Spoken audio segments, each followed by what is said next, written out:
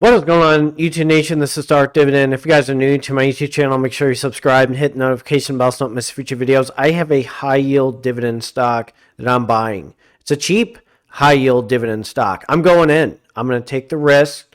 Actually, it was a recommendation that was given to do a review, and I have a goal to have high yield, high dividend income stocks to buy more of my dividend growth stocks like Starbucks, like Flowers Foods, like Conagra Brands, and like Tyson Foods.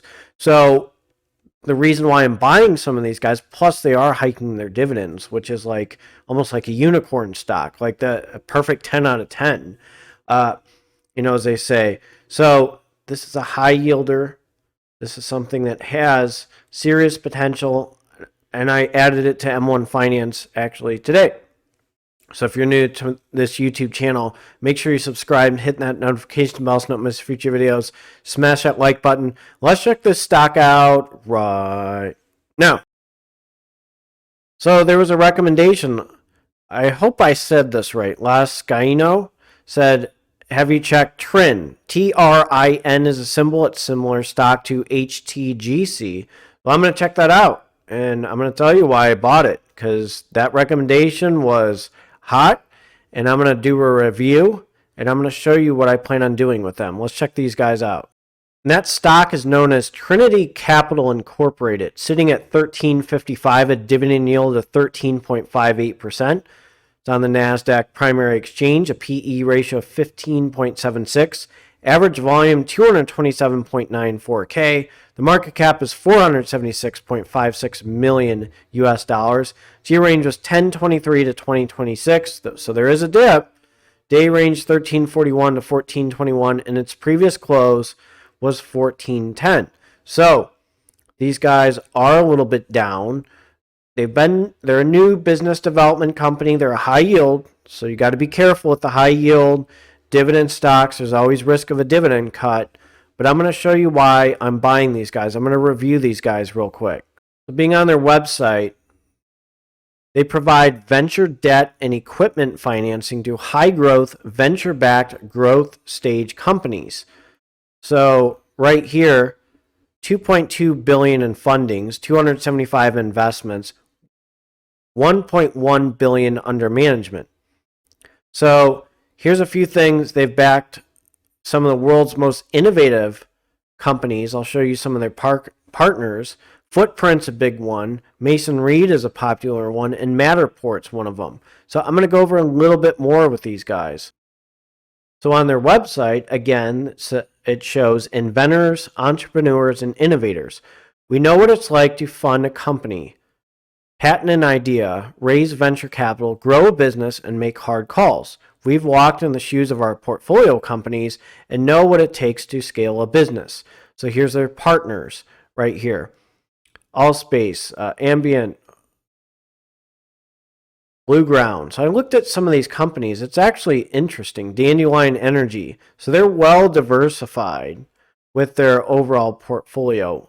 Lucid, I actually looked up. I'm like, wow, they got Lucid. Sora, Yellow Brick. So there's some things right here. Zeus Living. So they're well diversified, which is very interesting. I'm going to go over a few more things with these guys. So here's their balanced capital structure. So they do equity, senior debt, and venture debt. So right here, their venture capital firm, earlier expansion stage financing, acquisition or buyout financing, the technology, the senior debt, term loan, accounts receivable financing, and Trinity Capital, equipment financing, senior or subordinated term loans. So that's a venture backed startup company. So that's one thing that's very interesting. So, and basically they explain what venture debt is, also known as venture lending. It's a smart and critical source of financing for today's entrepreneurial companies. It is a type of financing that is offered to growth stage venture capital-backed companies and allows a company to raise additional capital to supplement their equity financing and continue to fuel their growth trajectories. So a few things. Okay, this is what they look at. I'm going to go over a little bit more in detail because this is very unique about these guys. And the benefits of venture debt, so senior and subordinated venture debt complement venture capital by extending the cash runway of a startup company to achieve the next milestone while minimizing equity dilution for employees and investors. So fuel growth, extend runway, increase valuation, non-dilutive capital, and enhance liquidity. So right here, their company valuation over time, right here, is pretty strong. Now, the other thing is why they provide their rationales. When to raise venture debt, obviously with equity raised between equity rounds, fund to profitability, and is an insurance policy. So the president and CEO states, we understand every business has its unique challenges and things rarely go to plan, which is why we work closely with our portfolio to find solutions to help them thrive. Now let's go over the revenue and dividend history, because remember, a business development company, 90% of what they make go back to investors. So let's check these guys out. So they started in 2019, and revenue-wise, this is in millions US dollars. 2020, it was 54. 2021, it was 82. So there was a huge increase in revenue. Let's go a little bit further.